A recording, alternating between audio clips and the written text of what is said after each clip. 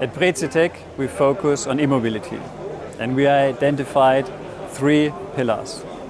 The first one is battery and module production. Second is the production of a starter. And third, production of fuel cell, in particular bipolar plates. And there we make use of the 3 groups of products we have: laser cutting, laser welding, and optical measurement. And by the example of such a battery, I want to show you how these products come into play. For example, we can use our laser cutting head to cut the battery foils, the electrodes. Then we can use our optical measurement, the chromatic line sensor, to detect the cutting burr. And finally, we have various welding options and sensors for the highest quality of cell and module production.